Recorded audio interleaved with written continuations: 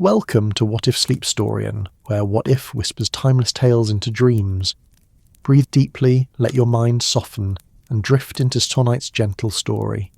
What if time itself found refuge in a humble shop, where every tick and chime held memories of lives lived, love cherished, and moments that refused to fade into the darkness of forgotten hours.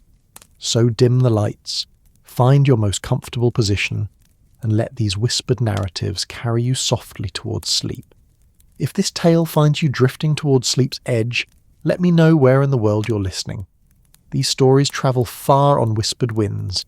Give it a like and subscribe, but only if you genuinely like what I do here. In the heart of Millbrook, where cobblestones gleamed like scattered stars under the gentle glow of gas lamps, stood a shop that seemed to breathe with the rhythm of time itself. The old clock shop, nestled between a bakery that perfumed the air with tomorrow's bread and a bookshop whose windows glowed amber in the lamplight, had weathered 4 decades of seasons with the grace of something that understood patience. The year was 1923, and the world outside bustled with the optimism of a decade finding its footing after the great upheaval. Motor cars puttered down Main Street with the confident uncertainty of progress, while horse-drawn carriages clip-clopped alongside them in a dance of old and new. The wireless crackled in parlours with jazz melodies that made grandmothers purse their lips and young folk tap their feet in secret rebellion. Yet here, in this corner of tranquillity, time moved at its own unhurried pace. The shop's exterior wore a coat of deep forest green paint that had mellowed to the colour of sage in moonlight. Gold lettering, slightly faded but still proud, spelled out Hartwell and Sons, fine timepieces across the window. Though there had been no sons for 20 years now, old Thomas Hartwell had never found the heart to change the sign. Some things, he believed, were meant to endure unchanged, like the steady pulse of a grandfather clock, or the way morning light filtered through dusty glass. Inside, the shop breathed with mechanical life. Pendulums swayed in hypnotic rhythm, creating a symphony of ticks that layered upon one another like whispered conversations in a cathedral. The walls, panelled in rich mahogany that had darkened to the colour of strong tea, held timepieces of every description. Grandfather clocks stood sentinel in the corners, their faces solemn and knowing. Mantel clocks perched on shelves like dignified birds, while pocket watches nestled in velvet-lined cases, each one a small universe of springs and gears and captured moments. The air carried the scent of lemon oil and brass polish, mingled with the faint aroma of pipe tobacco that had seeped into the wood over decades of contemplative evenings. Dust motes danced in the lamplight, moving to their own unhurried waltz, while the floorboards creaked a gentle welcome beneath careful footsteps. Thomas Hartwell moved through his domain with the measured grace of a man who had learned to match his rhythm to that of his charges. At 73, his hair had turned the colour of winter clouds, and his hands bore the delicate scars of a lifetime spent coaxing springs back to life and persuading stubborn gears to sing in harmony once more. His fingers, though marked by age, remained steady and sure, guided by an intimacy with mechanical hearts that younger men envied but could never quite master. The evening light had faded to indigo outside, and Thomas had just turned the sign in his window to closed when he noticed the grandmother clock in the far corner had fallen silent. This was Beatrice, as he'd named her years ago, a magnificent piece from Bavaria with a face painted with forget-me-nots, and a chime that could make grown men weep with its beauty. She had belonged to the Weatherby family for 3 generations before finding her way to his shop, and her silence felt like the absence of an old friend's laughter. Thomas lit his pipe, the match flare casting dancing shadows across the clock faces, and settled into the leather chair he kept beside his workbench. The shop's evening ritual was about to begin, that sacred hour when the last customer had departed and he could commune with his mechanical congregation in peace. He had discovered long ago that clocks, like people, revealed their true selves only when they believed no one was watching. "Now then, my dear," he murmured to Beatrice, his voice soft as worn velvet in the settling darkness. "What stories are you keeping locked away in that beautiful case of yours?" He approached the grandmother clock with the reverence one might show an ancient tree, running his weathered hands along her polished surface. The wood was smooth as silk beneath his touch, warmed by decades of standing in the same spot, absorbing the conversations and confidences of those who had wound her key and watched her pendulum's hypnotic dance. Thomas could feel the history humming beneath his fingertips, generations of joys and sorrows marked by her steady count of passing hours. The case opened with a whisper, revealing the pendulum hanging motionless like a held breath. Thomas reached into his vest pocket for his jeweler's loop and began his examination, but as his fingers traced the mechanism, his mind wandered to the stories Beatrice might tell if clocks could speak. She had arrived on a rain-soaked Tuesday in October, carried by Mrs. Eleanor Weatherby, who clutched a handkerchief as if it held her composure together. The old woman's eyes had been bright with unshed tears as she explained that the house felt too empty now, too quiet, and Beatrice's constant ticking had become a reminder of solitude rather than comfort. Thomas had accepted the clock with gentle understanding, though his heart ached for both the woman and the timepiece about to lose their shared history. "You stood in their parlour for 60 years, Thomas whispered, as he cleaned Beatrice's mechanism with practised care. You watched children grow to adults, witnessed Christmas mornings and wedding preparations, counted the hours of worry during the war, and marked the moments of celebration when the boys came home." The pendulum trembled slightly as he adjusted a spring, and Thomas smiled. "Yes, I know you remember. You kept time for their tea parties and their quiet Sunday afternoons. You chimed the hours while Mrs. Weatherby read to her grandchildren, your voice becoming part of their bedtime lullabies." As he worked, the other clocks seemed to lean in, their ticking creating a gentle chorus that filled the shop with warmth. The mantel clocks chattered quietly among themselves, while the pocket watches whispered secrets from their cases. A French carriage clock near the window chimed the half-hour with crystalline notes that seemed to hang in the air like silver bells. Thomas paused in his work and gazed around his shop, seeing not just timepieces but repositories of human experience. Each clock held within its mechanism the echoes of the lives it had measured. The mahogany mantel clock on the second shelf had belonged to a young couple who wound it together every Sunday evening, their hands touching briefly over the key in a weekly ritual of shared responsibility. The ornate bracket clock near the door had timed the morning rush of a busy household, its urgent chimes hurrying children to school and fathers to work. "We are the guardians of moments," Thomas said softly, addressing the assembly of timepieces as if they were his congregation, and he, their gentle shepherd.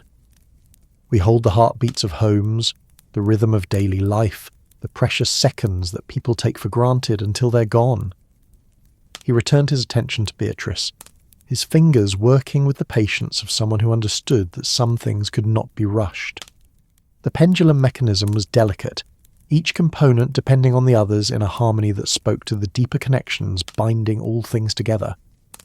A small gear had slipped from its proper position, disrupting the careful balance that kept time flowing smoothly.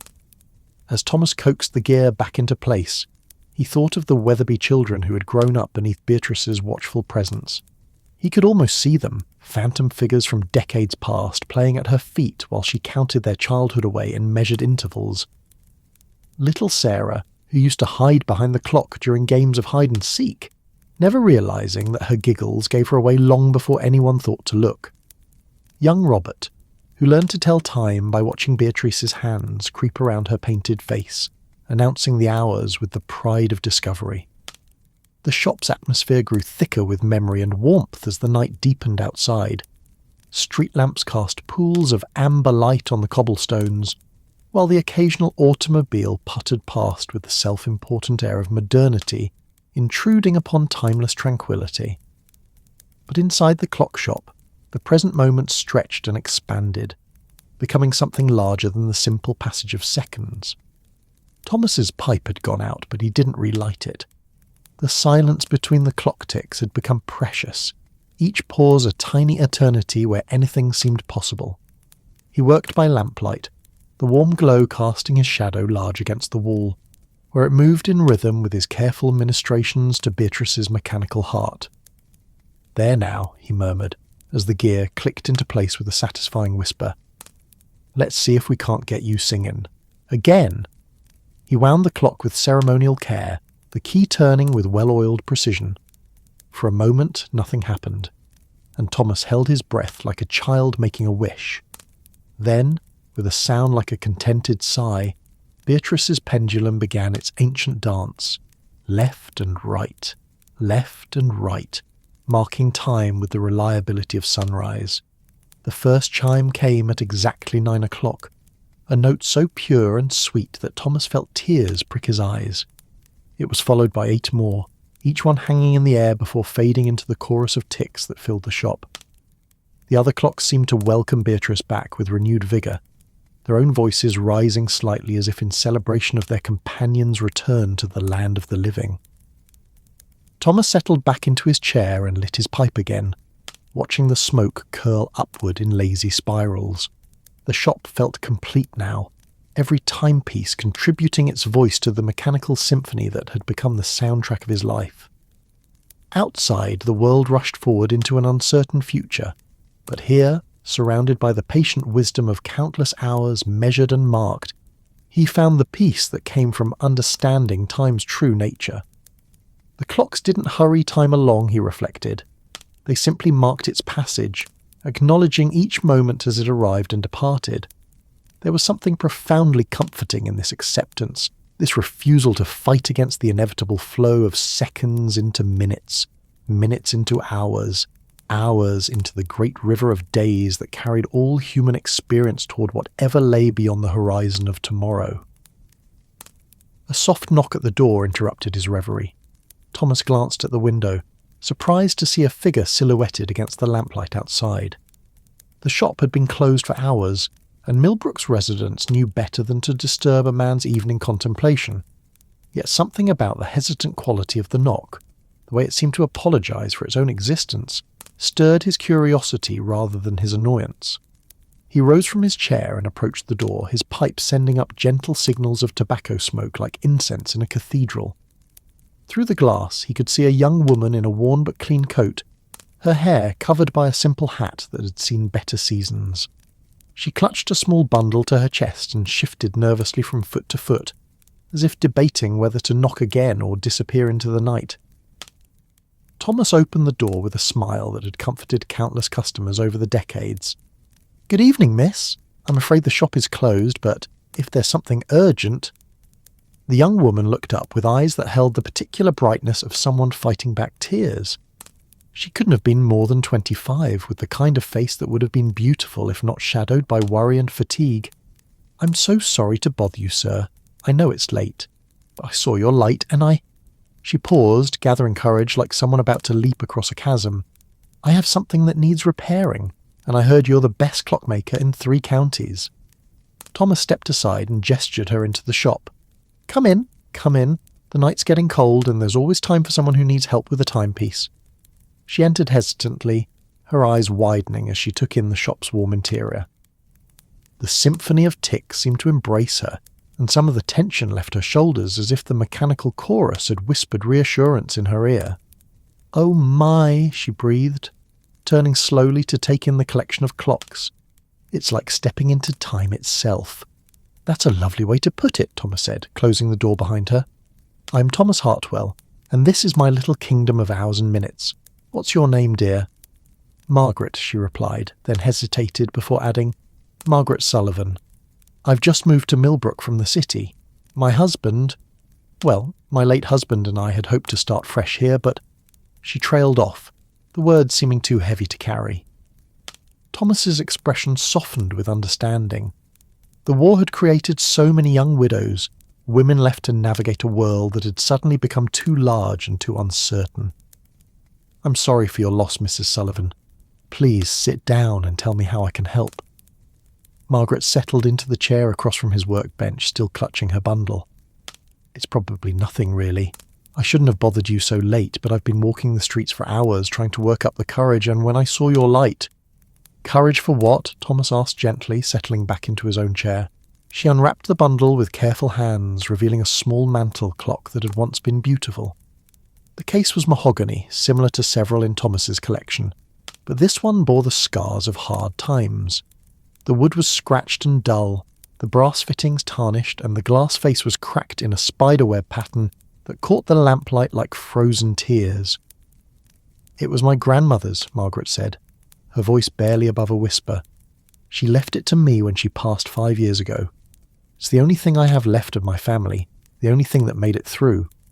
She gestured vaguely, as if encompassing a world of loss too large for words. Thomas took the clock with the reverence he might show a wounded bird. The damage was extensive but not fatal, the kind of harm that came from a rough handling during desperate times rather than simple neglect. He could feel the clock's desire to tick again, to resume its patient counting of moments in a world that had temporarily forgotten the value of gentle constancy. "What happened to her?" he asked, meaning the clock. Margaret's laugh held no humour. "When Charles died in France, I couldn't afford to keep our apartment in Chicago. I had to sell everything, move from place to place, carrying what I could. The clock got knocked around in transit and finally stopped working about 6 months ago. I took it to a repair shop in the city, but they said it would cost more to fix than it was worth." Thomas examined the mechanism through the cracked glass, his practised eye cataloguing the damage.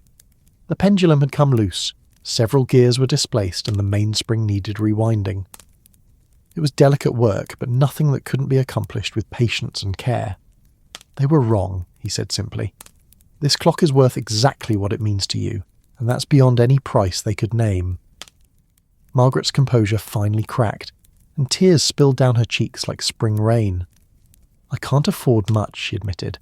"I'm starting work at the telephone exchange on Monday, but until then—" "Did I mention a price?" Thomas interrupted gently.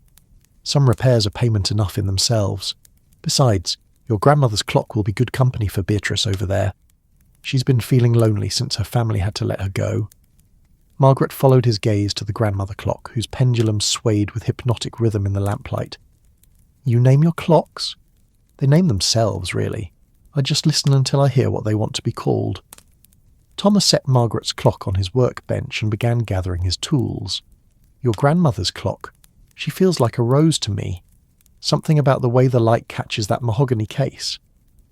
"Rose was my grandmother's name," Margaret whispered, wonder creeping into her voice. Thomas paused in his work, a small smile playing at the corners of his mouth. Was it now? Well then, Rose it is, and make no mistake. He began to work on the clock with infinite care, his movements slow and deliberate in the lamplight. Margaret watched in fascination as his weathered fingers coaxed the mechanism back to life, each adjustment bringing the timepiece closer to its former glory.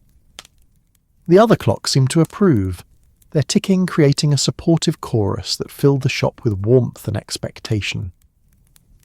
"Tell me about your grandmother," Thomas said as he worked, his voice creating a space for memory to unfold. Margaret's expression softened, the present moment expanding to accommodate the past.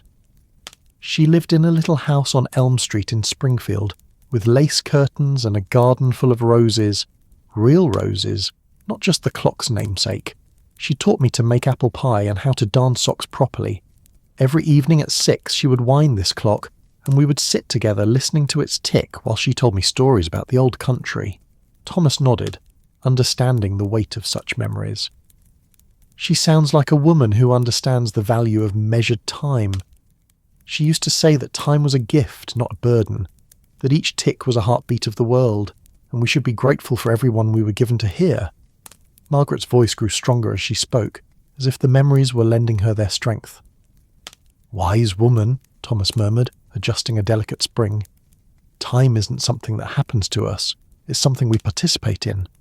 Your grandmother knew that." As he worked, the shop's atmosphere grew thick with the kind of peace that comes from shared understanding. The lamplight painted everything in warm gold, while outside the world settled into the deep quiet of a small-town night. An occasional footstep echoed on the cobblestones, or a cat called to its companions in the alleyways, but these sounds only emphasized the sanctuary-like quality of the clock shop's interior. Margaret found herself relaxing for the first time in months, lulled by the mechanical symphony and Thomas's gentle presence.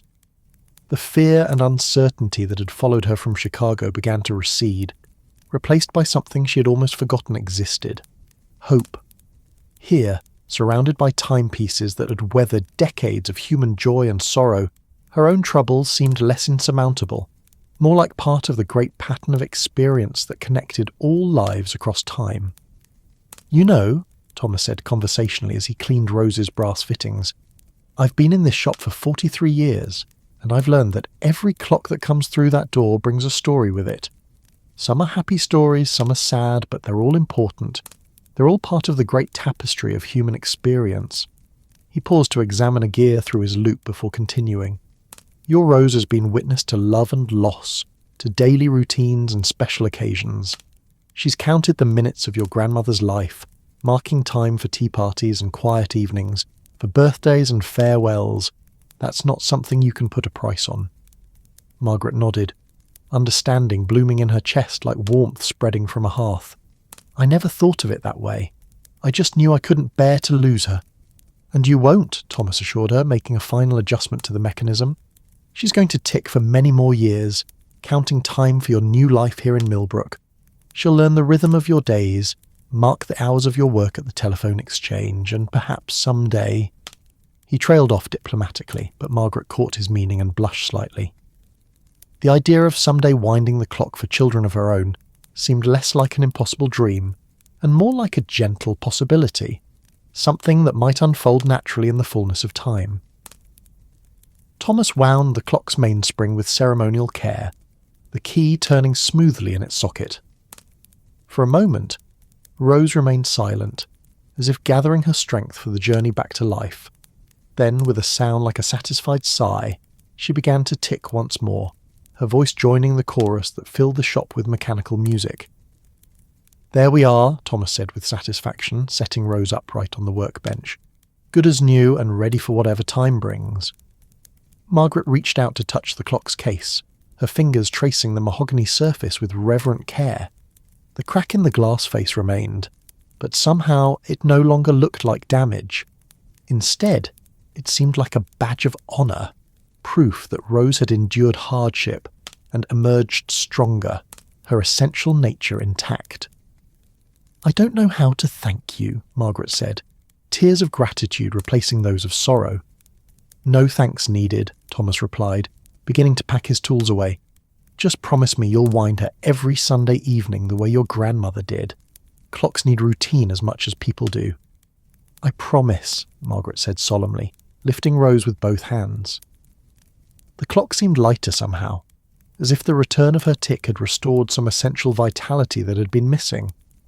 As Margaret prepared to leave, Thomas walked her to the door, his pipe sending up gentle spirals of smoke in the lamplight. The shop's other clocks seemed to bid her farewell, their ticking creating a warm send-off that followed her to the threshold. "Mrs. Sullivan," Thomas said as she reached for the door handle, "Millbrook is a good town for new beginnings. Give it time, and it will feel like home." Margaret turned back with a smile that transformed her face, erasing years of worry and revealing the young woman she'd been before loss taught her to carry sorrow like a heavy coat. "Thank you, Mr. Hartwell, for everything."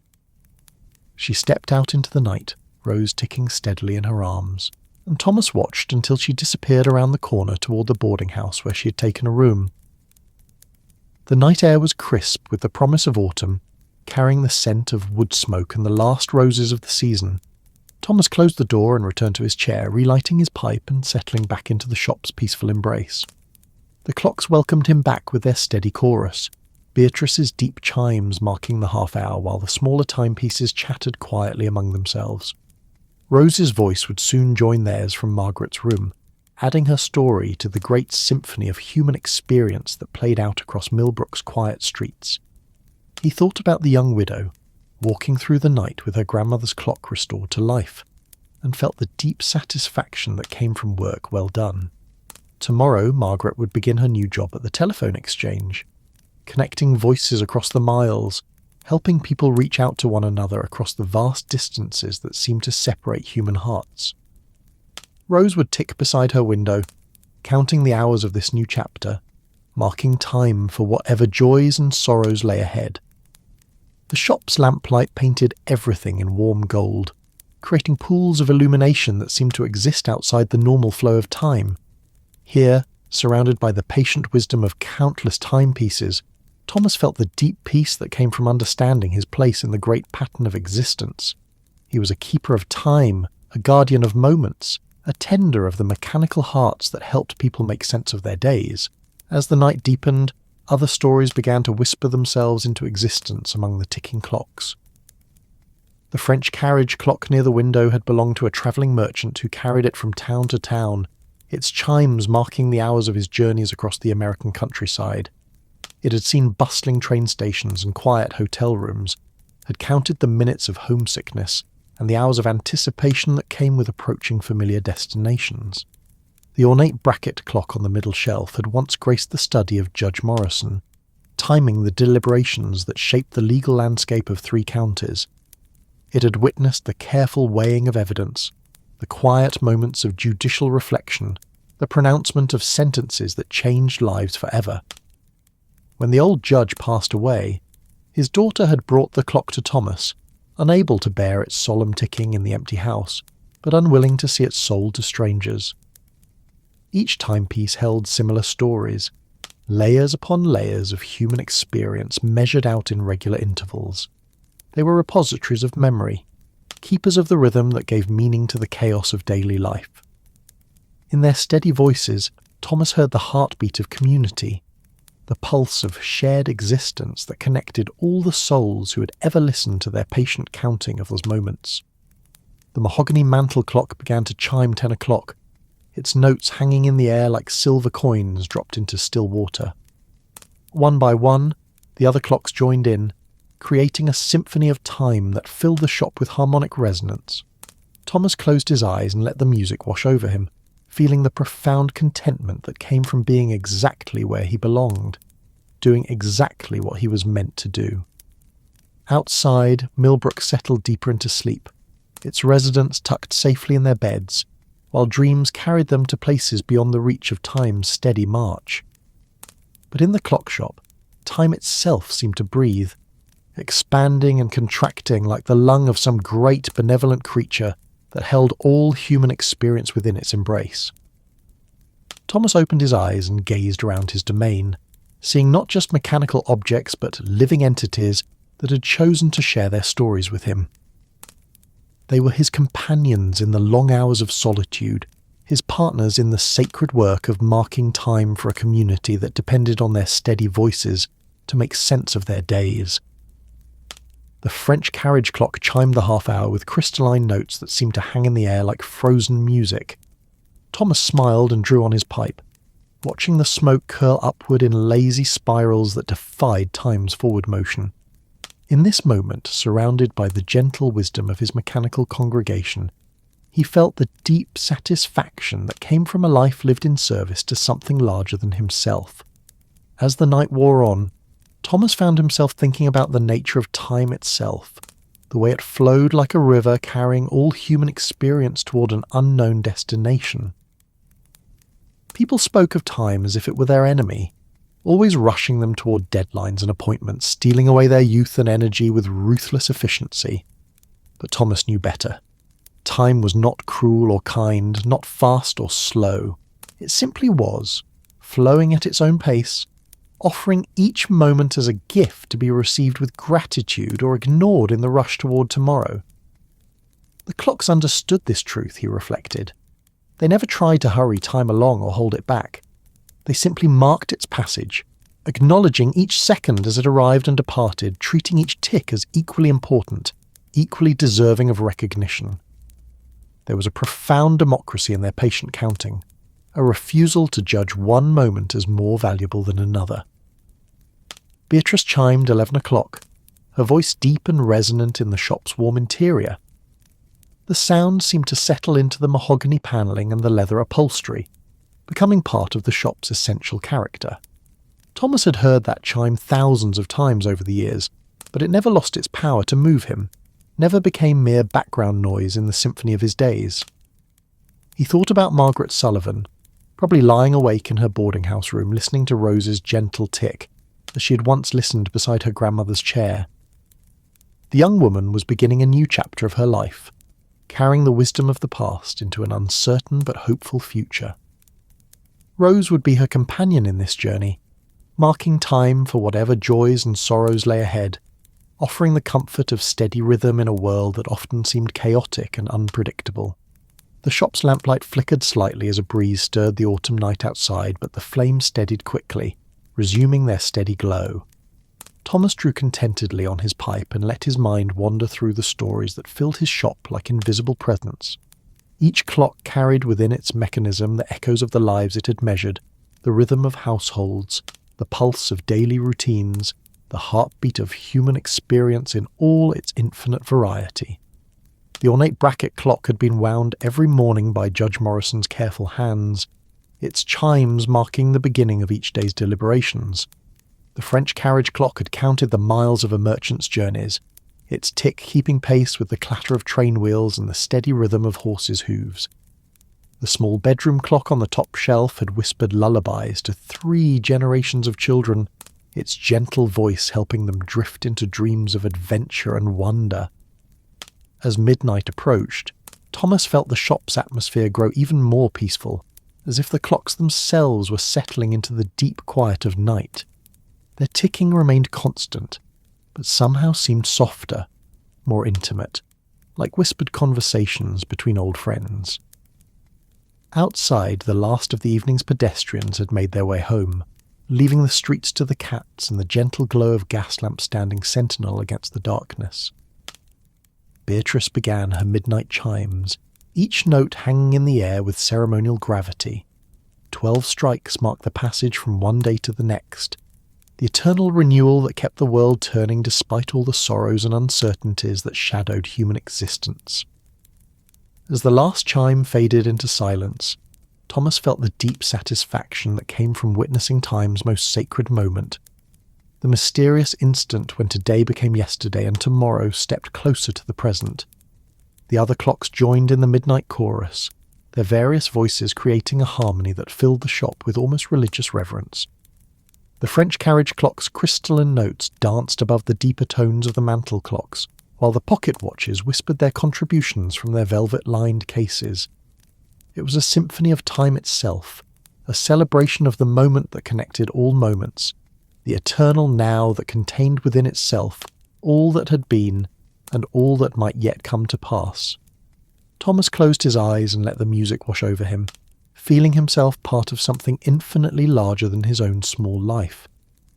He was a note in the great composition of existence, a single voice in the chorus of humanity that had been singing since the beginning of time and would continue long after his own voice fell silent. The knowledge brought not sadness but profound peace, the comfort of knowing his place in the vast tapestry of being. When the midnight chimes faded into memory, Thomas opened his eyes and gazed around his shop with renewed appreciation. Tomorrow would bring new customers, new stories, new timepieces in need of healing. There would be mechanical hearts to restart, pendulums to set swinging again, voices to restore to the great chorus of measured time. But tonight, in this perfect moment between one day and the next, he was content to sit among his sleeping congregation and listen to their gentle breathing, the steady rhythm that connected all things in the great dance of existence. The lamplight painted everything in warm gold, creating an atmosphere of sanctuary that seemed to exist outside the normal flow of time. Here, surrounded by the patient wisdom of countless hours measured and marked, Thomas felt the deep contentment that came from understanding time's true nature. It was not the enemy of human happiness, but its faithful companion, marking each moment of joy and sorrow with equal care, offering the gift of rhythm to a world that might otherwise lose itself in chaos. As the night wore on toward dawn, Thomas remained in his chair, pipe glowing gently in the darkness, listening to the mechanical lullaby that had become the soundtrack of his life. The clocks ticked on, counting time for a sleeping town, marking the hours until morning brought new possibilities, new chances for connection and understanding, new opportunities to participate in the great ongoing story of human experience. Outside, the first hint of dawn began to lighten the eastern sky, painting the horizon with delicate brushstrokes of rose and gold. Soon the people of Millbrook would wake to another day, guided by the timepieces that helped them make sense of their hours, that offered rhythm and structure to the beautiful chaos of living. And in his shop, surrounded by the mechanical guardians of human time, Thomas Hartwell would continue his sacred work of keeping the world's heartbeat steady and true, one tick at a time. The French carriage clock chimed the half-hour after midnight, its notes floating through the shop like silver bells carried on an evening breeze. Thomas smiled and drew contentedly on his pipe, knowing that somewhere across town Margaret Sullivan was listening to Rose's gentle tick, finding comfort in the familiar rhythm that connected her to her grandmother's love and to the promise of tomorrow's possibilities. In the deep peace of the clock shop's midnight hour, all time seemed to converge into a single, perfect moment of understanding. Past and future met in the eternal present, and Thomas felt himself blessed to be the keeper of this sacred space, where human stories and mechanical hearts beat in perfect harmony, measuring out the precious moments that made life meaningful, one gentle tick at a time. The night breathed around them, clocks and clockmaker together, marking time for a world that slept and dreamed of tomorrow, while the steady rhythm of counted moments reminded all who listened that every second was a gift, every tick a heartbeat of the universe itself, and every chime a gentle benediction on the mystery of existence. As dawn approached, Thomas finally rose from his chair and began the ritual of banking the lamps and securing the shop for the night. But the clocks would continue their patient vigil, marking time for Millbrook's sleeping residents, counting the hours until morning brought new opportunities for connection, new chances to participate in the ongoing symphony of human experience, new moments to be treasured and remembered in the gentle tick of time itself. As the night deepened, and the first tentative notes of dawn still lay hours away, Thomas found himself drawn deeper into contemplation by the rhythmic symphony surrounding him. The shop breathed with mechanical life, each timepiece contributing its voice to a chorus that seemed to contain all the secrets of human experience. He rose from his chair and moved slowly among his collection, stopping before each clock as if greeting old friends after a long absence. The tall grandfather clock in the corner, Augustus, as he had come to call him, stood nearly 7 feet tall, his mahogany case polished to a mirror shine that reflected the lamplight in warm golden pools.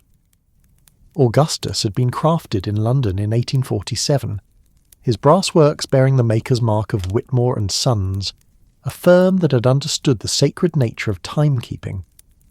"You've seen the world change, haven't you, old friend?" Thomas murmured, running his hand along Augustus's case. "When you were young, this country was still finding its way, still learning what it meant to be whole. You've ticked through wars and peace, through seasons of plenty and years of want." The grandfather clock's pendulum swayed with hypnotic regularity, its brass disc catching the light with each pass. Thomas could almost see the decades flowing past in that steady rhythm, the countless moments that Augustus had witnessed from his corner of the world. The clock had belonged to the mayor's family for 3 generations before finding its way to the shop, each owner adding their own chapter to the story held within the polished wood and brass. Thomas moved to the French carriage clock, Celeste, whose crystal panels allowed glimpses of her delicate mechanism within.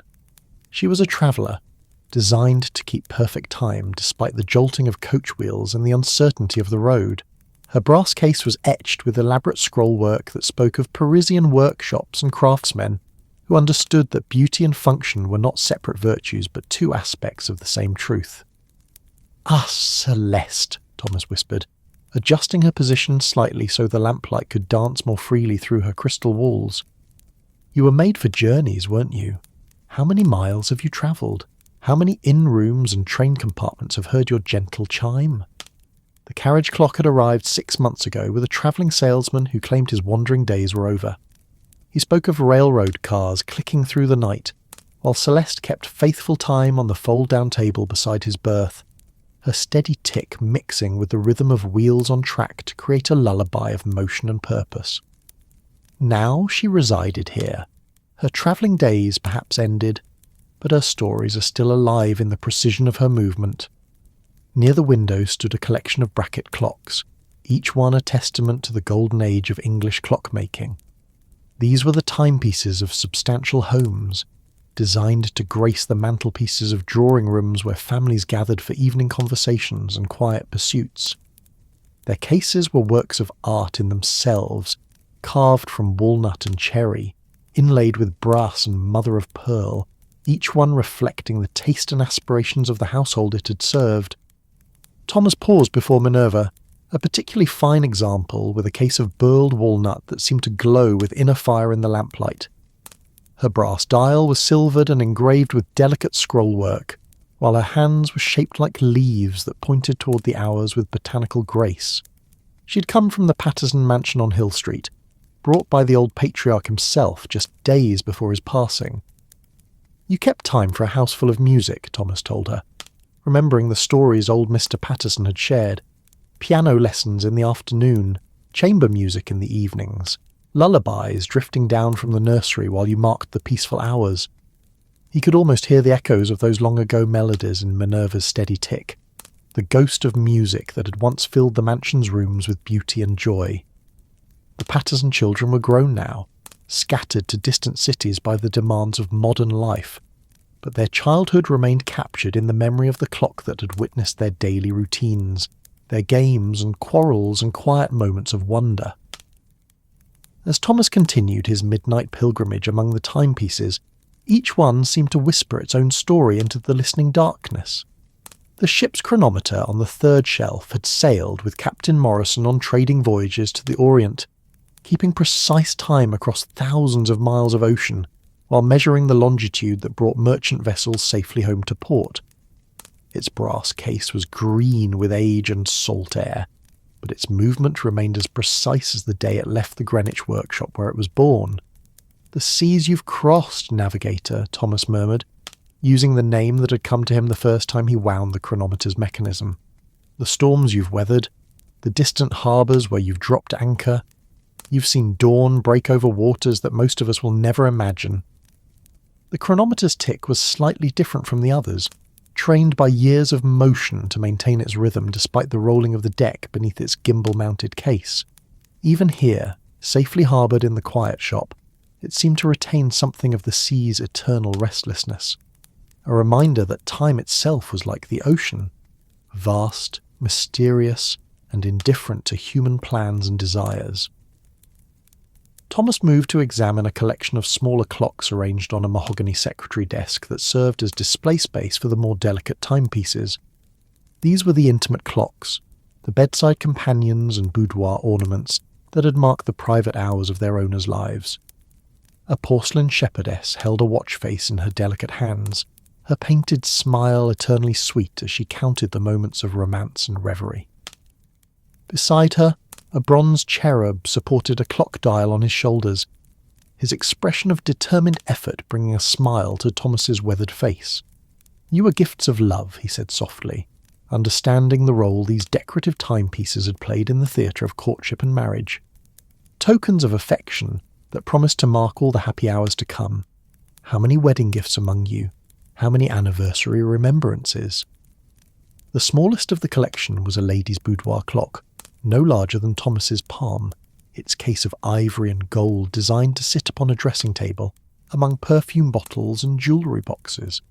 It had belonged to Mrs. Whitmore, the banker's wife who wound it each morning while arranging her hair and preparing to face another day as the town's unofficial arbiter of social graces. "Constance," Thomas whispered, for that was surely her name. "You knew all her secrets, didn't you? The hours spent in correspondence, the careful attention to appearance, the quiet moments when she gazed into her mirror and wondered if she had become the woman she had dreamed of being." The boudoir clock's tick was almost inaudible, a whisper of time that spoke of privacy and introspection, of the hidden thoughts that lived behind public facades. In her delicate mechanism lay the memory of her morning routines and evening reflections, the daily rituals that had given structure and meaning to a life lived within the constraints of social expectation. As the night wore on, Thomas found himself drawn to a corner of the shop where he kept the clocks that had no homes to return to, the orphaned timepieces whose families had been scattered by death or fortune's reversals.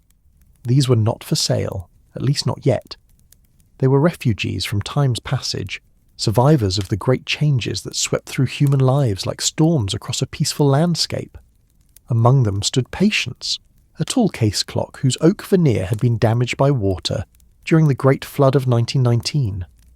Her movement was perfect, her chime as sweet as ever, but the water stains on her case marked her as damaged goods in the eyes of potential buyers. Thomas had rescued her from an estate sale where she stood forlorn among furniture destined for the auction block, her family unable to afford the repairs that would restore her former beauty.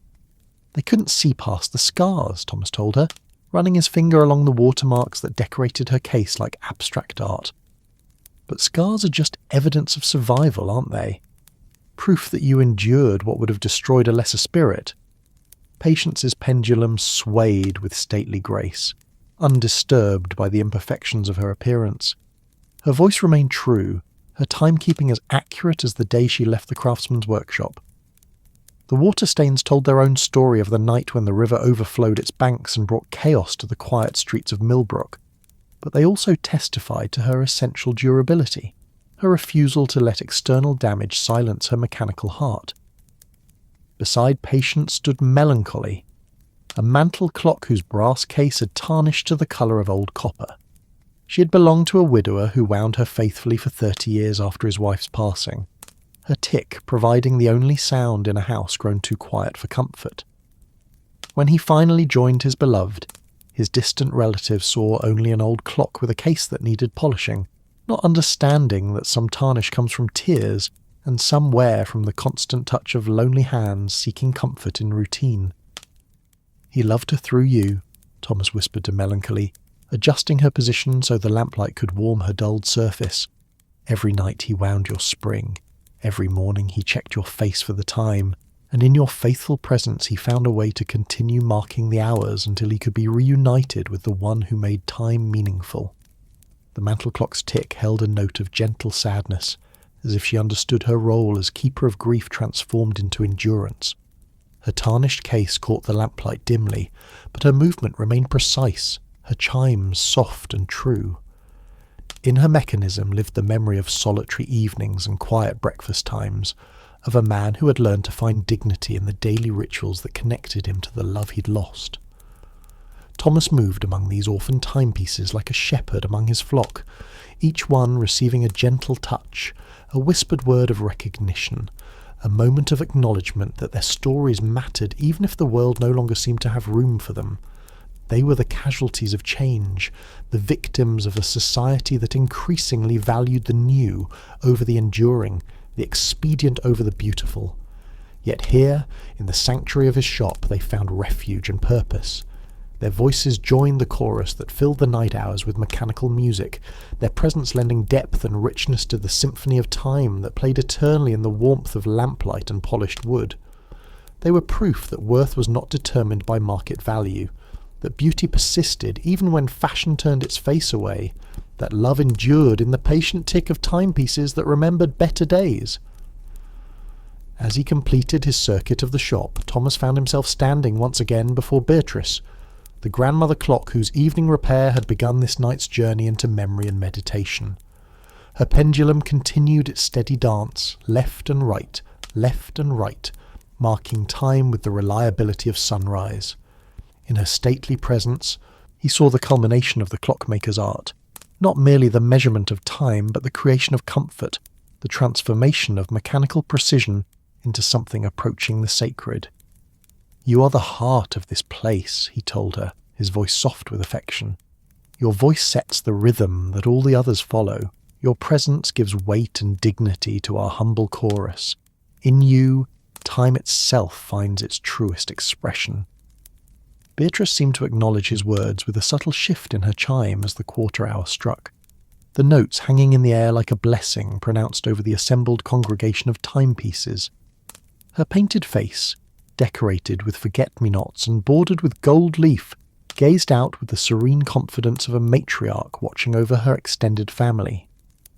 Thomas returned to his leather chair and settled back into its familiar embrace, his pipe drawing smoothly as he gazed around the shop with eyes made thoughtful by the night's contemplations. The lamplight painted everything in warm gold, creating an atmosphere that seemed to exist outside the normal flow of time.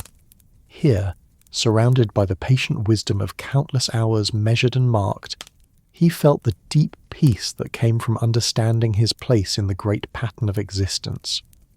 The clocks continued their eternal conversation, their voices weaving together in harmonies that spoke of human perseverance and mechanical dedication. Each tick was a heartbeat of the world itself, each chime a gentle reminder that time was not the enemy of human happiness, but its faithful companion, offering structure and rhythm to lives that might otherwise lose themselves in chaos. Outside, the night deepened toward its darkest hour. That mysterious time when the day just passed felt like ancient history, and the coming dawn seemed impossibly distant. But inside the clock shop, time moved at its own unhurried pace, measured not in minutes racing toward deadline, but in moments savoured for their own sake, each tick a small celebration of the mystery of existence. Thomas thought of Margaret Sullivan, probably fast asleep now in her boarding-house room, Rose ticking steadily on the nightstand beside her bed. The young woman was beginning a new chapter of her life, carrying the wisdom of the past into an uncertain but hopeful future. Rose would be her companion in this journey, marking time for whatever joys and sorrows lay ahead, offering the comfort of steady rhythm in a world that often seemed chaotic and unpredictable. Tomorrow would bring new customers to the shop, new stories to be shared over the workbench, new timepieces in need of healing. There would be mechanical hearts to restart, pendulums to set swinging again, voices to restore to the great chorus of measured time. Each repair was an act of resurrection, a small victory over the entropy that sought to silence all voices and still all movement. But there would also be losses, clocks beyond saving, mechanisms too damaged by neglect or age to respond to even the most skillful touch. These failures weighed on Thomas's heart, each silent timepiece a reminder of his own mortality, his own eventual return to the silence that waited at the end of all ticking. Yet even in these defeats he found meaning, for the attempt itself was sacred, the effort to preserve and restore a form of prayer offered up to whatever force sustained the universe in its endless dance of creation and decay. The French carriage clock chimed the hour with crystalline notes that seemed to hang in the air like frozen music. 2 o'clock in the morning, the deep heart of a night when the world lay wrapped in dreams and the boundary between sleeping and waking became thin as spider silk.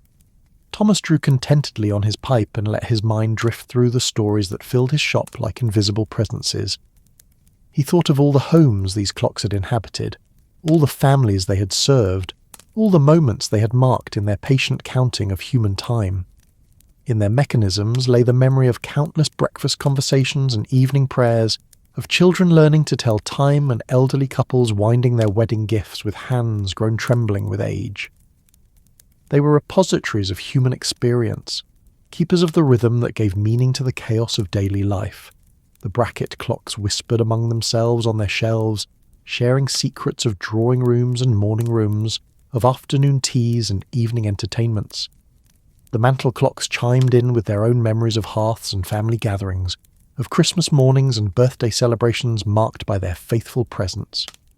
Even the pocket watches, nestled in their velvet cases, seemed to pulse with the echoes of waistcoat pockets and gentleman studies, of business meetings and social calls timed to the minute by their precise voices. As the night wore on toward dawn, Thomas found himself thinking about the nature of time itself, the way it flowed like a river carrying all human experience toward an unknown destination. Scientists spoke of time as a dimension. Mathematicians reduced it to equations, but clockmakers knew its true nature. Time was a relationship, the medium through which all connections were made and maintained. Every clock in his shop was a testament to this truth. They existed not to hurry time along or hold it back, but to mark its passage in ways that honoured its essential mystery. They were teachers of patience, masters of rhythm, guardians of the precious present moment that so often slipped past unnoticed in the rush toward tomorrow. Beatrice began her 3 o'clock chimes, each note profound with the weight of centuries. Her voice had marked this hour thousands of times, in the Weatherby parlour and now in the shop, but each chiming remained unique, unrepeatable, as individual as a snowflake or a human heartbeat. In this lay the paradox of time, eternally recurring yet eternally new. predictable in its rhythm, yet surprising in its gifts. The other clocks joined in the 3 o'clock chorus, their various voices creating a harmony that filled the shop with almost religious reverence. Augustus contributed his deep bass notes, while Celeste added her crystalline soprano. Minerva chimed in with her warm contralto, and Navigator kept steady time with his precise maritime rhythm. Together they created music that transcended mere mechanical function, becoming something approaching the sacred. Thomas closed his eyes and let the sound wash over him, feeling himself part of something infinitely larger than his own small life. He was a note in the great composition of existence, a single voice in the chorus of humanity that had been singing since the beginning of time and would continue long after his own voice fell silent. The knowledge brought not sadness but profound peace, the comfort of knowing his place in the vast tapestry of being. When the 3 o'clock chimes faded into memory, Thomas opened his eyes and gazed around his shop with renewed appreciation. Each timepiece seemed to glow with inner light, their cases reflecting the lamplight like windows into other worlds, other times, other possibilities. In their patient faces he saw the accumulation of human wisdom, the slow learning that came from generations of marking time, of measuring life in increments small enough to comprehend yet large enough to matter. The night air stirred outside, carrying with it the first hint of the season's change. Autumn was coming to Millbrook, bringing with it the annual cycle of death and renewal that governed all earthly existence. The leaves would soon begin their transformation from green to gold to brown, marking time in their own way as they prepared for winter's rest and spring's eventual return. But inside the clock shop, time moved according to different laws, governed not by seasons or weather, but by the eternal rhythm of mechanical hearts beating in perfect synchrony. Here, past and future met in the eternal present, and every moment contained within itself all the moments that had been, and all that might yet come to pass. Thomas rose from his chair and moved once more among his timepieces, touching each one with the gentle reverence of a priest blessing his congregation. These were his partners in the sacred work of keeping time, his companions in the long journey from moment to moment that constituted human existence. Together they formed a community bound not by proximity but by purpose, united in their commitment to marking the precious seconds that made life meaningful. As dawn approached, Thomas felt the shop's atmosphere begin to shift subtly, as if the timepieces themselves sensed the coming of day and prepared to resume their more public role as servants of human schedule and necessity.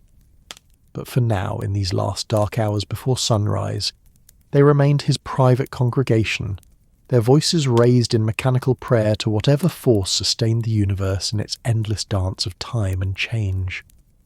The street lamps outside began to dim as the first pale light of dawn touched the eastern horizon. Soon, the people of Millbrook would wake to another day, guided by the timepieces that helped them make sense of their hours, that offered rhythm and structure to the beautiful chaos of living. The telephone exchange would open, and Margaret Sullivan would begin her new job, Rose ticking steadily beside her as she connected voices across the miles. But before that busy day began, there remained this perfect moment of transition, this sacred hour when night yielded to day, and the eternal cycle renewed itself once more. In the deep peace of the clock shop's pre-dawn quiet, all time seemed to converge into a single point of understanding, a moment of perfect clarity when the mystery of existence revealed itself not as a problem to be solved, but as a gift to be received with gratitude. Thomas settled back into his chair one final time, his pipe glowing softly in the gathering light. Around him, the clocks continued their patient vigil, marking time for a world that slept and dreamed and prepared to wake.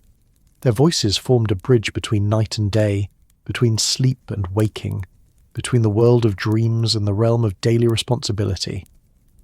As the first light of dawn painted the shop windows with rose and gold, Thomas felt the deep satisfaction that came from a night well spent in the company of time itself. Tomorrow would bring new challenges, new repairs, new stories to be shared over the workbench. But tonight had been perfect, a reminder of why he had chosen this life of service to time and the human souls who depended on its steady measure. The French carriage clock chimed the 1/4 after 5, its notes floating through the shop like silver bells carried on the morning breeze. Dawn was breaking over Millbrook, bringing with it the promise of another day filled with possibilities, another chapter in the great ongoing story of human experience measured out in the patient tick of faithful timepieces. In the growing light, the clocks seemed to glow with inner fire, their cases warm with the accumulated love of all the families they had served, all the moments they had marked, all the stories they had witnessed in their patient counting of human time. They were more than mere mechanical devices. They were keepers of memory, guardians of rhythm, partners in the sacred dance of existence that connected all living things in the great pattern of being. And Thomas Hartwell, keeper of time and tender of mechanical hearts, settled deeper into his chair and smiled as the new day began, knowing that in this shop full of ticking voices, in this sanctuary of measured moments, time itself had found its truest home. But the night was not quite finished with its gentle revelations. As Thomas sat in the growing dawn light, watching dust motes dance in the pale golden beams that slanted through his windows, he heard a soft sound that didn't belong to the familiar chorus of his timepieces. It was a gentle scratching at the back door of the shop, so quiet that it might have been mistaken for autumn leaves brushing against the glass. Thomas rose slowly from his chair, his joints protesting the long night's vigil, and made his way toward the sound. Through the glass panel of the back door he could see a small tabby cat sitting patiently on the wooden steps, its green eyes reflecting the lamplight with an almost knowing expression. The cat had been visiting the shop for several weeks now, appearing at irregular intervals as if drawn by some invisible force that Thomas couldn't quite identify. "Well, hello there, Kronos," Thomas murmured, using the name he'd given the mysterious visitor. "Another sleepless night for you as well." He opened the door and the cat padded silently into the shop, moving with the fluid grace that only felines possessed. Kronos had a way of appearing when the night was deepest, when the boundary between one day and the next grew thin, as if he understood something about time that escaped human comprehension. The cat never seemed hungry or cold, never demanded attention or affection, but simply took up residence among the clocks as if he belonged there. Thomas had learned not to question these nocturnal visits, accepting them as part of the shop's mysterious rhythms. Kronos would appear, spend an hour or two moving silently among the timepieces, then vanish back into the night as quietly as he had come. Sometimes Thomas wondered if the cat was real at all, or if he was simply a manifestation of the shop's accumulated dreams, a spirit guide who understood the sacred nature of the space and came to pay his respects. Tonight, Kronos seemed particularly purposeful in his movements, weaving between the grandfather clocks with feline precision, before settling himself directly in front of Beatrice. He sat perfectly still, his tail wrapped neatly around his paws, gazing up at the grandmother clock's painted face, as if reading some message written in the elegant script of her hour markers. "You see something there, don't you?" Thomas asked softly, following the cat's gaze to Beatrice's serene countenance. "Something the rest of us miss in our hurry to mark the hours." The cat's only response was a gentle purr that seemed to harmonize perfectly with the surrounding chorus of ticks and chimes. Thomas settled back into his chair, content to watch this strange communion between feline wisdom and mechanical precision.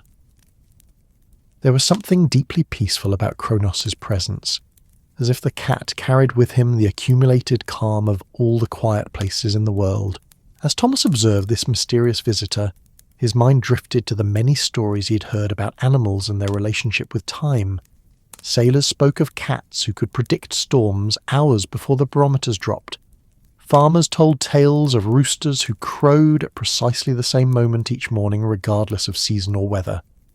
There seemed to be some ancient understanding between the animal world and the invisible forces that govern temporal flow, a wisdom that humanity had largely forgotten in its quest to measure and control every passing moment. Kronos remained motionless before Beatrice for nearly half an hour, his presence adding an element of mystery to the shop's already magical atmosphere.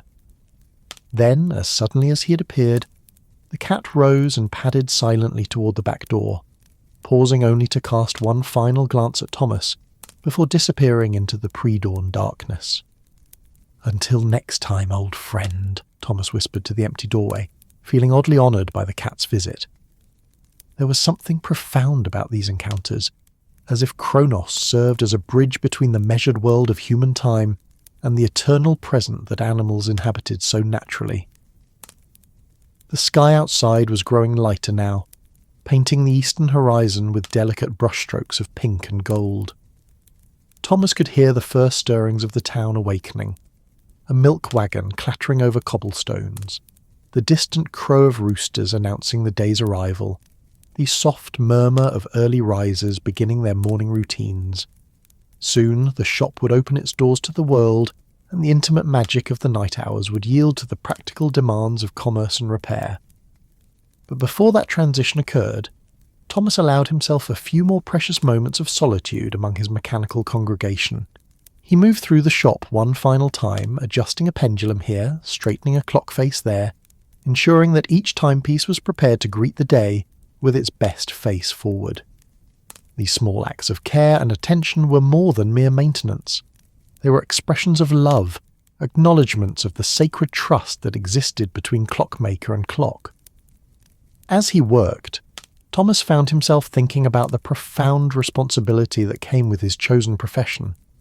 He was not merely a repairman or a merchant, but a keeper of time itself, a guardian of the rhythm that helped human beings make sense of their existence. Each clock that passed through his hands carried with it the hopes and dreams of its owners, the accumulated weight of moments both precious and mundane. The French carriage clock Celeste seemed to shimmer in the growing daylight, her crystal panels catching and refracting the early morning sun into tiny rainbows that danced across the shop's walls.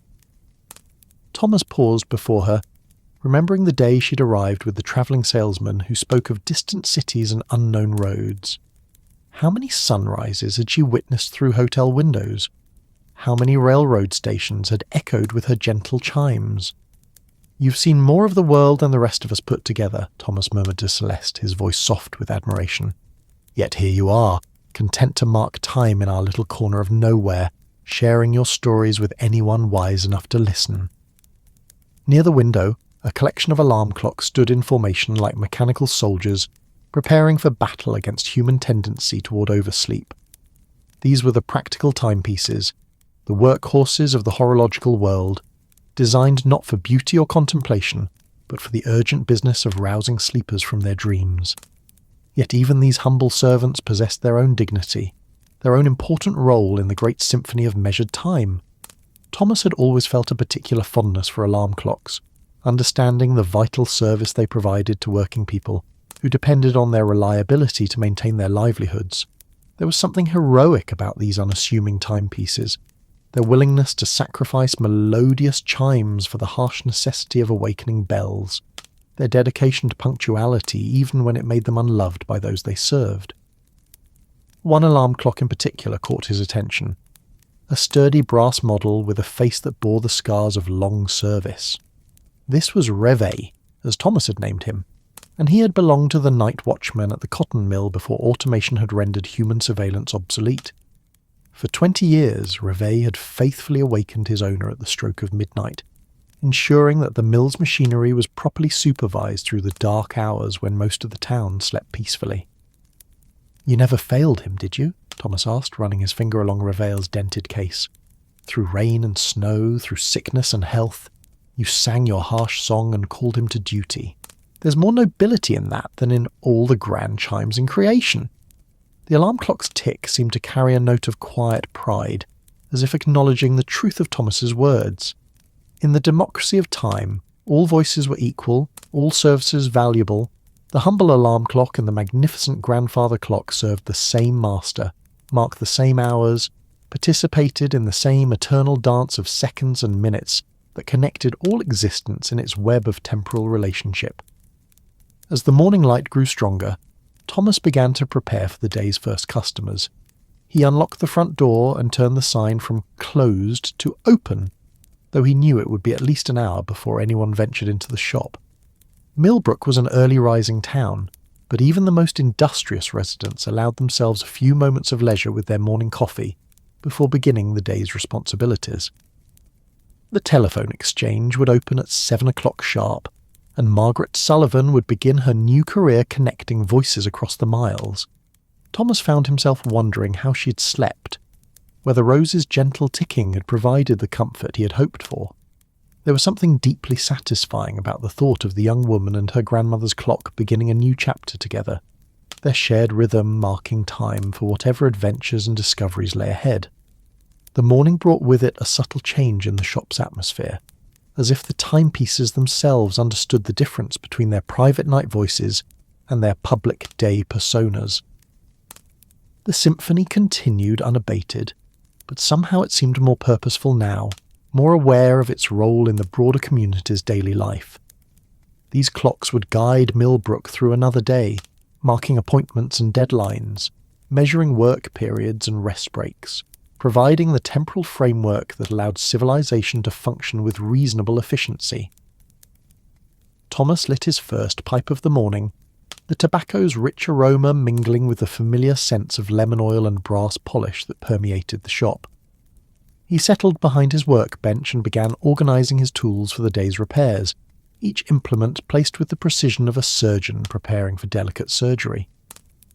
The work of a clockmaker required not only technical skill, but also infinite patience, the ability to coax life back into mechanisms that had fallen silent through neglect or accident. As he worked, Thomas found himself humming an old melody that his father had taught him decades ago, a tune that seemed to match the rhythm of the clock surrounding him.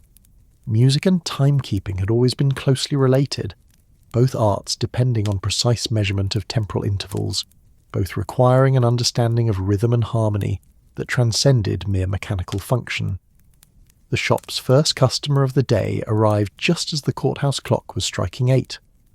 Mrs. Henderson, the baker's wife, pushed through the front door carrying a small wooden clock that had obviously seen better days. Her face bore the tired satisfaction of someone who'd been awake since before dawn, preparing the bread that would feed the town through another day.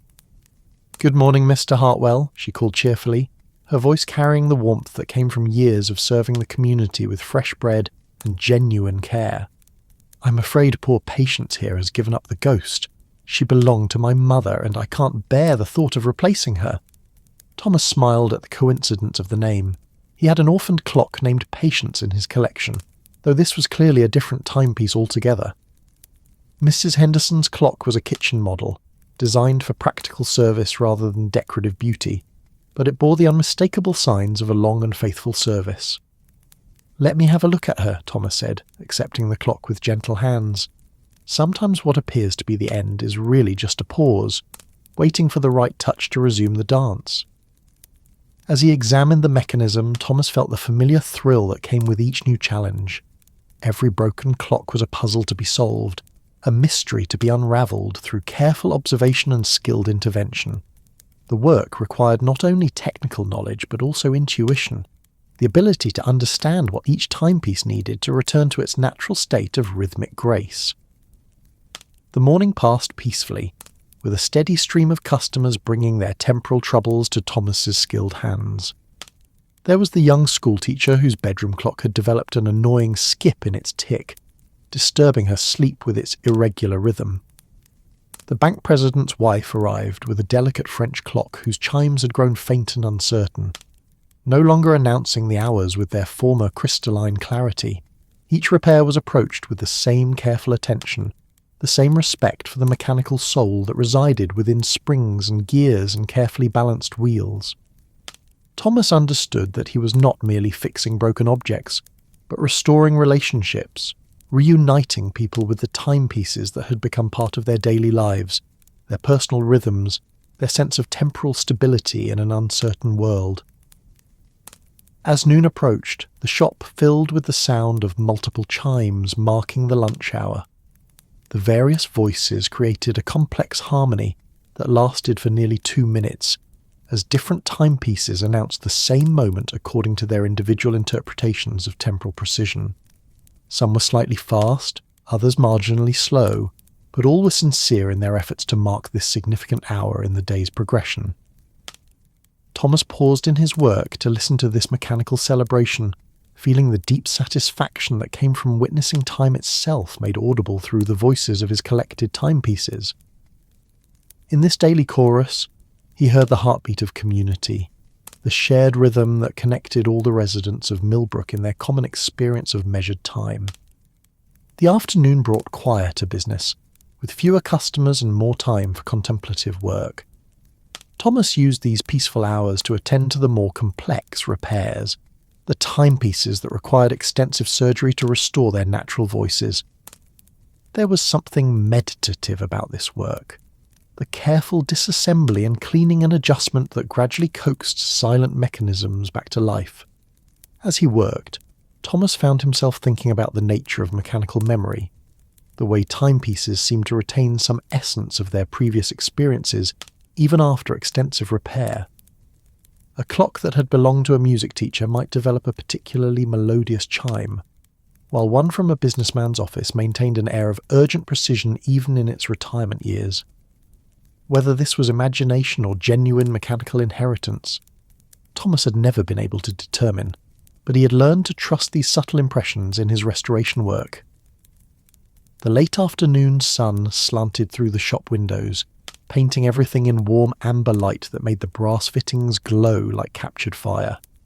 This was Thomas's favourite time of day, when the practical business of commerce began to yield to the more contemplative aspects of his calling. Soon, the last customer would depart, and he would have the evening hours to commune with his mechanical congregation in the intimate privacy that allowed their true voices to emerge. As closing time approached, Thomas began the evening ritual of checking each timepiece, ensuring that all were properly wound and adjusted for the night ahead. This was more than mere maintenance. It was a form of benediction, a daily acknowledgement of the sacred trust that existed between timekeeper and time. Each clock received its measure of attention, its moment of recognition, its assurance that its voice was valued in the great chorus of measured moments. The last customer of the day was young Billy Morrison, the judge's grandson, who had been entrusted with his grandfather's pocket watch for a special occasion. The boy handled the timepiece with exaggerated care, his face serious with the weight of responsibility that came with carrying such a precious family heirloom. "Grandfather says this watch has been to Washington and back," Billy announced with the pride of ownership by association. "He says it knew President Lincoln personally." Thomas smiled at the boy's obvious admiration for the ornate timepiece, understanding the way objects could become invested with almost magical significance through their association with important people and events. Whether the watch had actually been present at historical moments was less important than Billy's belief in its distinguished pedigree, the way the story enhanced his connection to both timepiece and family history. "Then you're carrying a piece of history," Thomas agreed solemnly, checking the watch's adjustment with professional precision. "Such timepieces have stories to tell, if we're wise enough to listen." As Billy departed with his precious cargo, Thomas felt the familiar satisfaction that came from facilitating these connections between people and their timepieces. His role as clockmaker extended far beyond mere repair work. He was a guardian of relationships, a keeper of stories, a facilitator of the bonds that connected human hearts to the mechanical voices that measured their days. The evening shadows began to lengthen as Thomas prepared to close the shop for another day. Outside, the gas lamps were being lit along Main Street, their warm glow creating pools of amber light that would guide Millbrook's residents through another peaceful night. Soon, families would gather for dinner, children would complete their homework by lamplight, and the evening routines that gave structure to domestic life would unfold according to the measured rhythm that his timepieces helped maintain. As he turned the sign to closed and locked the front door, Thomas felt the deep contentment that came from another day spent in service to time itself. Tomorrow would bring new challenges, new repairs, new stories to be shared over his workbench, but tonight he would once again sit among his mechanical congregation and listen to their ancient wisdom, their patient understanding of the mystery that connected all moments in the great dance of existence. The shop's atmosphere shifted subtly as evening approached, the timepieces seeming to sense the approaching transition from public service to private contemplation. Their voices remained constant but somehow grew more intimate, more confiding, as if preparing to share secrets that were reserved for the quiet hours when the world beyond the windows settled into sleep. Thomas lit his evening pipe and settled into his familiar chair, surrounded by the gentle symphony that had become the soundtrack of his life. In the gathering darkness, illuminated only by the warm glow of his work lamps, the shop became once again a sanctuary of measured time, a refuge from the chaos of an increasingly hurried world, a place where patience and precision still held dominion over the relentless rush toward tomorrow. And as the first stars appeared in the darkening sky above Millbrook, Thomas Hartwell prepared for another night of communion with time itself, another evening of stories whispered by mechanical voices that understood the sacred nature of the moments they so faithfully measured, one gentle tick at a time. The grandfather clocks began their evening procession of chimes, marking 6 o'clock with the dignity befitting such an important transition in the day's rhythm. Augustus led the chorus with his deep, resonant voice, followed by Beatrice's sweet contralto and the other voices joining in perfect temporal harmony. Thomas closed his eyes and let the sound wash over him, feeling once again the profound peace that came from being exactly where he belonged, surrounded by the patient wisdom of time itself made audible through brass and steel and the infinite care of human craftsmanship. In this moment, between day and night, between the practical world of commerce and the mystical realm of measured eternity, Thomas understood once again why he had chosen this life of service to time and the human souls who depended on its steady guidance. He was more than a repairman or a merchant. He was a priest of time itself, a guardian of the rhythm that gave meaning to existence, a keeper of the mechanical hearts that helped humanity dance in harmony with the great cosmic symphony that had been playing since the beginning of time, and would continue long after the last clock fell silent.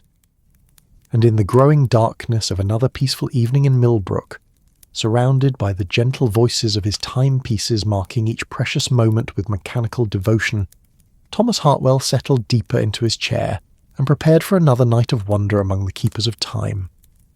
As the evening deepened into its most contemplative hours, Thomas found himself drawn to a section of the shop he rarely visited during daylight hours.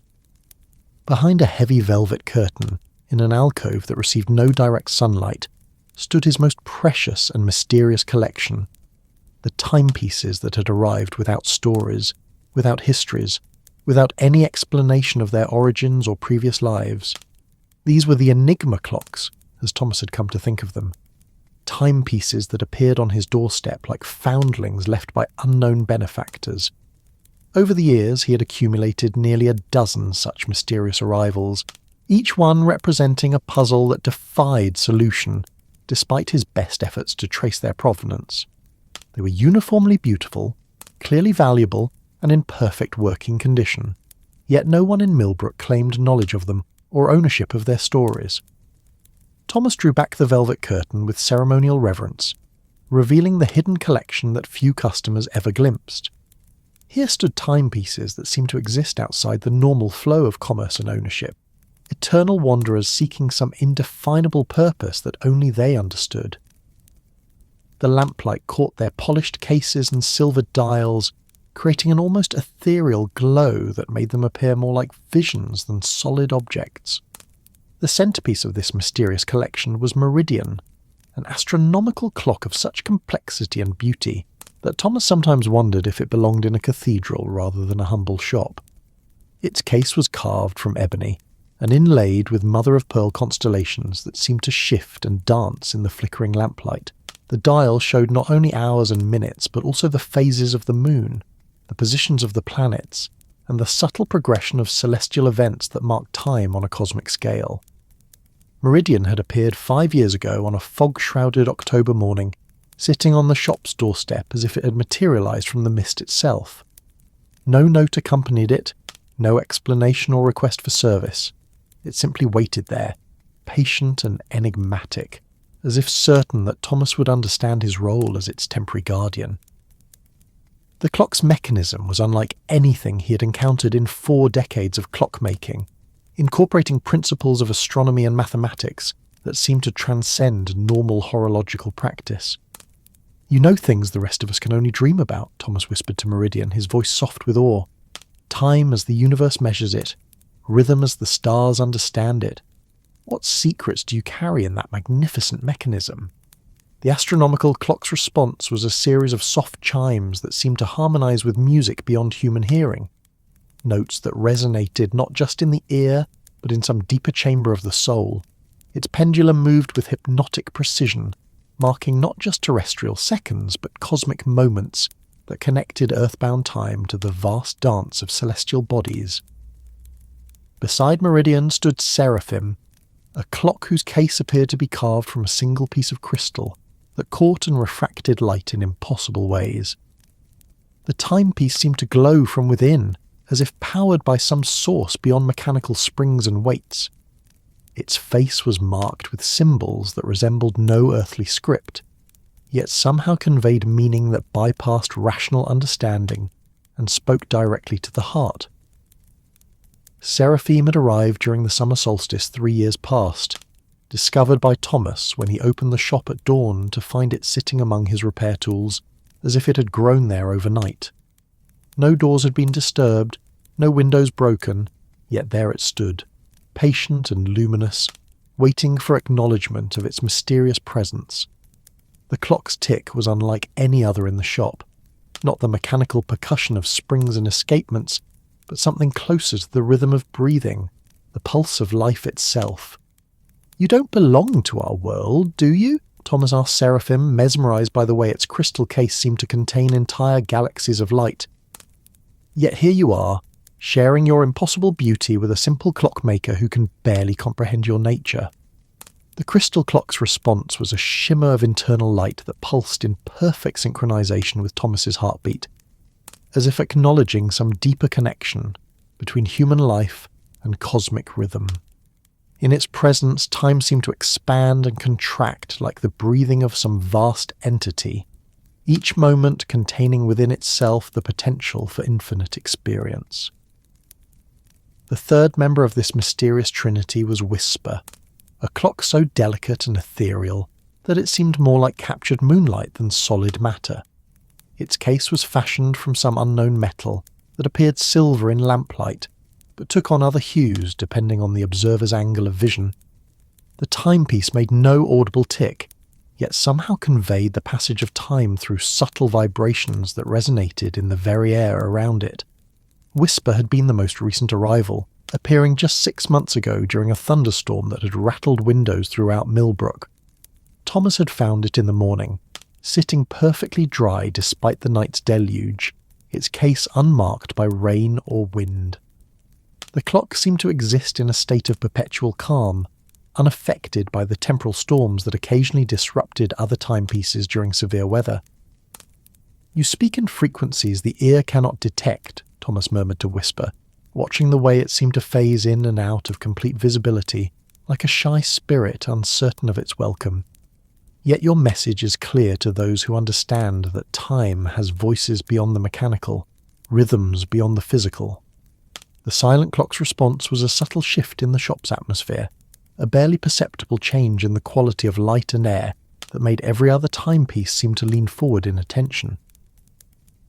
It was as if Whisper served as a conductor for some cosmic orchestra, coordinating temporal harmonies that existed on planes beyond normal perception. As Thomas stood before these enigmatic timepieces, he felt the familiar mixture of wonder and humility that their presence always evoked. They challenged everything he thought he understood about the nature of time and clockmaking, yet they also confirmed his deepest intuitions about the sacred nature of his calling. These were not mere mechanical devices, but instruments of some greater purpose, tools for measuring time on scales that encompassed galaxies and eternities. The mystery of their origins had long ceased to trouble him. Over the years, Thomas had learned to accept certain inexplicable gifts without demanding rational explanations. Perhaps they were the creations of some master craftsman whose skills transcended normal understanding. Perhaps they were manifestations of time itself, taking physical form to commune with those who devoted their lives to temporal service. Or perhaps they were simply dreams made solid, the accumulated hopes and aspirations of all the clockmakers who had ever sought to capture something beyond mere mechanical function in their work. Whatever their true nature, Thomas felt honoured to serve as their temporary guardian, to provide them with a sanctuary where their impossible beauty could exist without interference from a world that increasingly valued only what could be measured, bought, and sold. In their presence, he glimpsed possibilities that extended far beyond the boundaries of his small shop, visions of temporal realities that connected all moments in a vast web of meaning and purpose. As he stood contemplating these mysteries, Thomas became aware of a subtle change in the shop's atmosphere. The familiar chorus of ticks and chimes seemed to grow more complex, as if the enigma clocks were adding their voices to the mechanical symphony in frequencies that bypassed normal hearing and spoke directly to the soul. The very air seemed to shimmer with possibilities, pregnant with meanings that hovered just beyond the edge of comprehension. Meridian began to chime a sequence that corresponded to no earthly hour, its notes creating harmonies that seemed to resonate with the fundamental frequencies of creation itself. Seraphim's crystal case pulsed with internal light that painted rainbow patterns on the shop's walls, while Whisper's silent vibrations created currents of almost music that made every other timepiece in the shop sing with enhanced clarity and purpose. Thomas found himself caught in the centre of this temporal maelstrom, surrounded by forces that transformed his humble shop into something approaching a temple of time itself. He felt his consciousness expanding, his awareness stretching beyond the boundaries of personal experience to encompass perspectives that spanned centuries and millennia.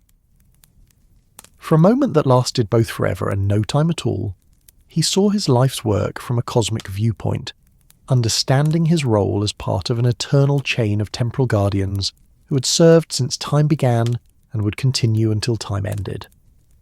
In that transcendent moment, Thomas understood that every clock he had ever repaired, every timepiece he had ever wound, every customer he had ever served, was part of a vast pattern that connected all temporal experience in a single, unified symphony.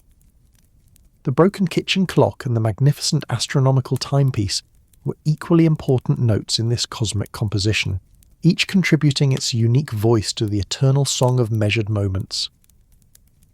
The vision faded gradually, leaving Thomas standing in his familiar shop among his collection of mysterious timepieces, but the understanding remained.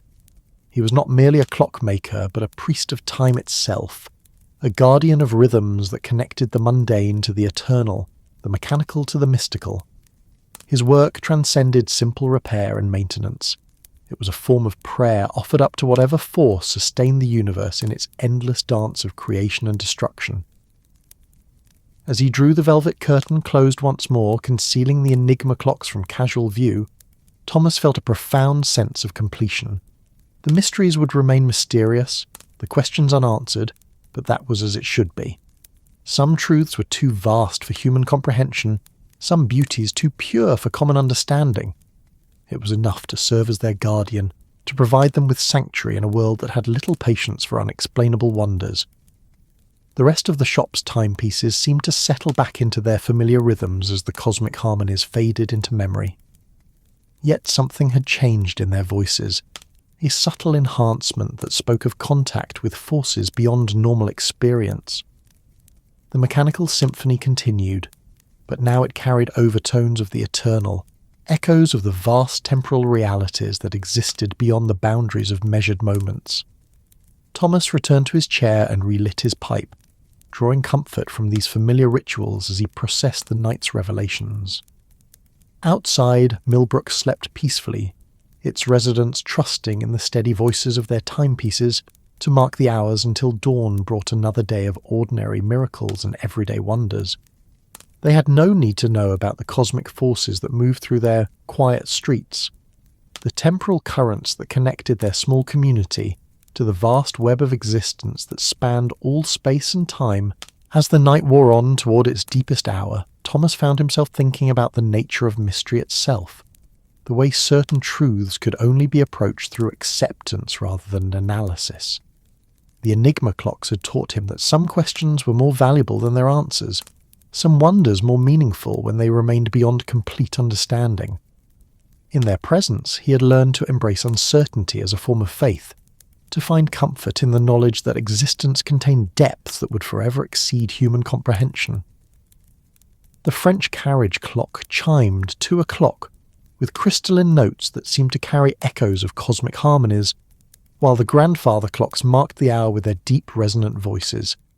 In the weaving together of all these temporal voices, mechanical and mystical, earthly and eternal, Thomas heard the heartbeat of reality itself, the fundamental rhythm that sustained all existence in its endless dance between order and chaos, meaning and mystery. As dawn approached once more, painting the eastern sky with delicate brushstrokes of rose and gold, Thomas felt the deep satisfaction that came from another night spent in communion with the forces that govern temporal reality. He had witnessed wonders that few humans would ever glimpse, participated in cosmic symphonies that connected his small shop to the vast reaches of space and time. Yet he also understood that these extraordinary experiences only enhance the beauty of ordinary moments, the simple pleasure of listening to a faithful clock mark another peaceful hour in the life of a sleeping town.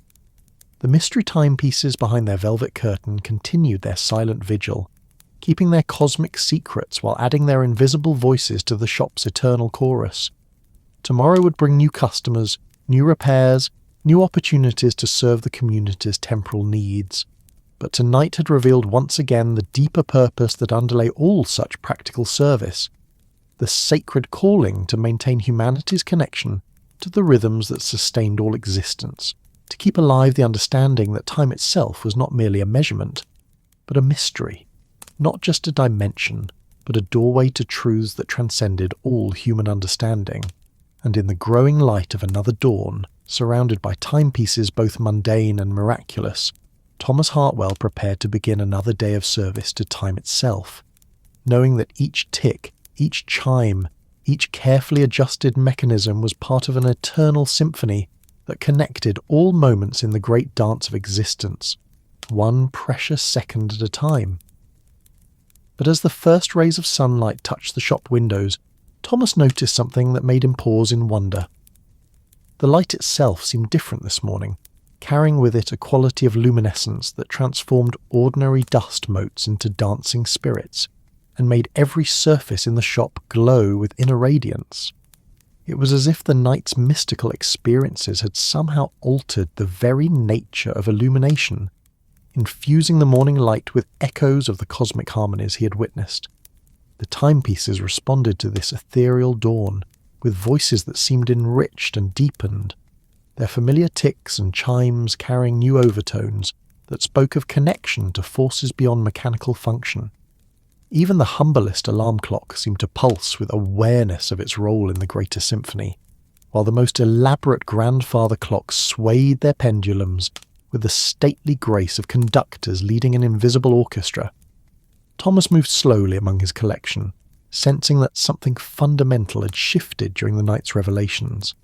The shop felt larger somehow, as if its walls had expanded to accommodate not just the physical timepieces, but also the infinite stories they contained, the countless lives they had touched, the immeasurable accumulation of human moments they had faithfully marked through decades of devoted service. As he performed his morning ritual of checking each clock's adjustment and winding those that required attention, Thomas felt a profound sense of completion that went beyond the satisfaction of routine maintenance. Each movement of his hands seemed blessed with deeper purpose, each gentle adjustment an act of communion with forces that sustained the universe in its endless revolution through time and space. The grandfather clock Augustus chimed 7 o'clock with notes that seemed to contain within them the echo of every dawn that had ever broken over Millbrook, every morning when hope renewed itself despite the sorrows of yesterday and the uncertainties of tomorrow. In his deep, resonant voice, Thomas heard the accumulated wisdom of generations, the patient understanding that came from marking countless cycles of sleep and waking, of birth and death, of all the profound transitions that gave meaning to human existence. Beatrice joined her voice to Augustus's proclamation, her sweeter tones adding grace notes that spoke of domestic harmony and family love. of countless mornings when households awakened to the gentle reminder that another day of possibilities had arrived.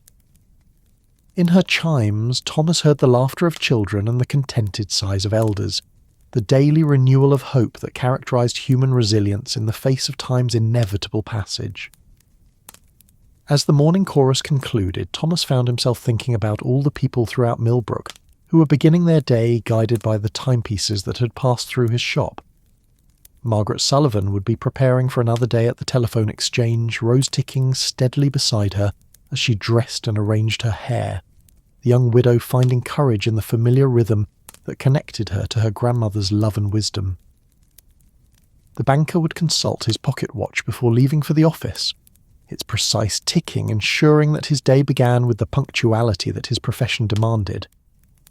The schoolchildren would glance at their family's mantel clock before gathering their books, unconsciously learning to measure their lives in increments that gave structure to learning and growth. Throughout the town, in kitchens and parlours, in bedrooms and studies, the faithful voices of timepieces would guide another day's activities with their patient counting of moments both precious and mundane. Each tick represented not just the passage of time, but the continuation of life itself, the steady heartbeat that reminded all who listened that existence was a gift to be treasured rather than a burden to be endured. Thomas opened the shop's front door and stepped outside to breathe the crisp morning air, carrying with him a sense of benediction that seemed to emanate from the very walls of his sanctuary. The streets of Millbrook stretched before him, quiet in the early morning calm but pregnant with the promise of another day's worth of human stories, another collection of moments that would be measured and marked by the timepieces he tended with such devotion. A gentle breeze stirred the autumn leaves that had begun to fall, creating a rustling whisper that seemed to harmonise with the distant chorus of church bells announcing the morning hour. Thomas smiled, understanding that this natural symphony was itself a form of timekeeping, the Earth's own way of marking the seasonal cycles that governed all terrestrial life. As he returned to the shop's interior, Thomas felt the deep contentment that came from understanding his place in the vast web of temporal relationships that connected all existence. He was more than a craftsman or a merchant. He was a servant of time itself, a guardian of the rhythms that helped humanity maintain its connection to the deeper patterns that governed reality. The morning would bring its usual complement of customers, each carrying their own temporal needs and stories. There would be clocks to repair and relationships to restore, new chapters to begin in the ongoing narrative that connected mechanical hearts to human souls. But underlying all these practical concerns was the deeper truth that Thomas had glimpsed in the night's mystical revelations, the understanding that every moment was sacred, every tick a prayer, every chime a celebration of the mystery that sustained all existence in its eternal dance. As the sun climbed higher in the sky, painting the shop's interior with warm golden light, Thomas settled once more into his chair and prepared for another day of service to the community he loved.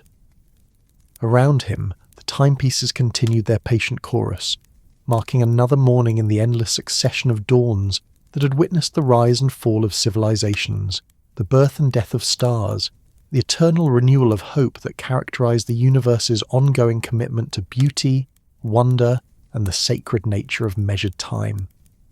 In this moment of perfect peace, surrounded by the gentle voices of his mechanical congregation, Thomas Hartwell understood once again why he had chosen this life of service to time and the human souls who depended on its steady guidance.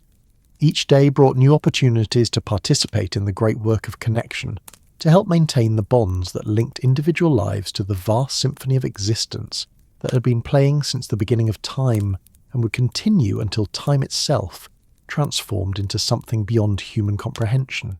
And in the growing warmth of another peaceful morning in Millbrook, with the promise of countless stories yet to unfold and infinite moments yet to be treasured, the Keeper of Time prepared for another day of wonder among the faithful guardians of humanity's most precious gift, the ability to measure, mark, and find meaning in the eternal dance of seconds, minutes, and hours that carried all existence forward into the bright mystery of tomorrow.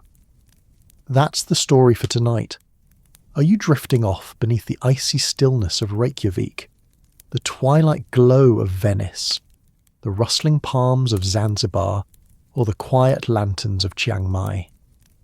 If this tale brought calm to your heart, like the episode and subscribe for more evenings like this.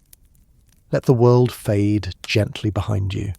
Sleep soundly now, wherever you are under the stars of this vast dreaming planet.